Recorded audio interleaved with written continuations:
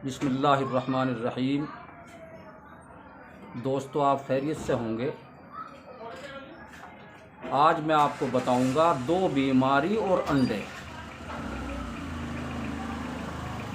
इस वीडियो को आप आखिर तक देखें। यानी यहाँ अंडे से मुराद मुर्गी का अंडा है, जो आम तौर पर रोज़ाना इस्तेमाल लोग करते हैं। आमलेट भी खाते हैं, इसका हलवा भी बनाते हैं, उबाल के भी खाते हैं ये अंडा। दोस्तों, अंडे के बेशुमार फ़ायदे हैं। अगर मैं पूरे फ़ायदे गिनवाऊं तो बहुत लंबा हो जाएगा, इसलिए मैं आपको सिर्फ दो फ़ायदे के बारे में बताऊंगा। अंडों के दो फ़ायदे, और वो फ़ायदे क्या हैं आप गौर से और ध्यान से इसको देखें। दोस्तों, एक बीमारी होती है कपकपाना, रेशा भी उसको कहते हैं, चौरिया अंग्रेजी में कहते हैं उसको। यानी हाथ कांपते हैं, पैर कांपने लगते हैं। आदमी बैठा हुआ है तो हाथ ऐसे करते रहते हैं, ऐसे करते रहते हैं, और कभी कभी पैर भी कांपने लगते हैं। शरीर का, जिस्म का कोई हिस्सा कांपने लगता है। दोस्तों, मैं उसके बारे में आपको बताऊंगा। और दूसरी बीमारी एक और है, उसके बारे में बताऊंगा। दोनों में अंडा फ़ायदा करता है। पहली बीमारी तो राशा है, कपकपाना।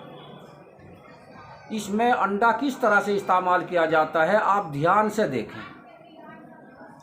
दोस्तों, जब तक आपको अच्छी तरह से नहीं समझ में आएगी बात, तो आप उसको इस्तेमाल कैसे कर सकते हैं ये भी नामुमकिन बात है। और जब मैं आपको समझाता हूं तो थोड़ा वीडियो लंबी हो जाती है, लेकिन आपकी समझ में बात आ जाती है, इसलिए आप पूरी वीडियो को देखें। तो आप जो है दो अंडे ले लें और सुबह खाली पेट निहार मुँह इनको उबाल करके नीम बरस करें, हाफ बॉईल करें इनको। हाफ बॉईल का, नीम बरस का मतलब ये है कि आधे कच्चे हो और आधे पक्के हों, पूरी तरह से सख्त ना हो, यानी सफ़ेदी जम जाए और जर्दी ढीली सी रह जाए। तो इस तरह से उबले हुए अंडे को नीम बरस कहा जाता है। तो आप इनको इस्तेमाल करें। काली मिर्च और थोड़ा सा नमक पीस करके रख ले, थोड़ा सा उसके ऊपर डाल करके रोज़ाना सवेरे 2 अंडे खाएं। ऊपर से दूध पी ले। 1 महीना जब आप ऐसे करेंगे तो इंशाअल्लाह 1 महीने नहीं तो 1.5 महीने में आपकी ये बीमारी ठीक हो जाएगी। ये अंडा आपके लिए ग़िज़ा भी है और दवा भी है। ग़िज़ा यानी जिस तरह से हम खान पान खाते पीते हैं और हमारे जिस्म में वो अच्छा काम करती है, भूख भी मिटाती है और ताकत भी देती है, इस तरह से ये वो भी काम करता है अंडा। और फिर आपकी जो बीमारी है, रेशे की जो बीमारी मैंने आपको बताई, वो भी आपकी ठीक करेगा। तो दोस्तों, एक बीमारी तो ये हो गई। दूसरी बीमारी है, वो बच्चों की बीमारी है, उसको मसान भी कहते हैं, सूखा रोग भी कहते हैं, रेक्टी भी कहते हैं अंग्रेजी में। तो ये बच्चों का रोग है, सूखा रोग। पंजाबी में इसको सोखंडी भी कहते हैं। तो दोस्तों, ये पहली बात तो ये है कि बीमारी माँ के पेट से ही लगती है बच्चे को, इसलिए माँ को भी कैल्शियम, विटामिन डी, प्रोटीन वगैरह इस्तेमाल करना चाहिए। टॉनिक या जो भी सिरप वगैरह आते हैं, खान पान का ध्यान रखना चाहिए। और फिर जो है बच्चे को इस बीमारी से छुटकारा हम कैसे दिला सकते हैं, इसमें भी आप अंडे के कमाल देखें। जैसे वीडियो पे लिख देते हैं ना अंडे का जादू, तो जो वीडियो पे मिलेगा वही आपको अंदर मिलेगा। तो इसके जादुई फायदे आप इसके देखें।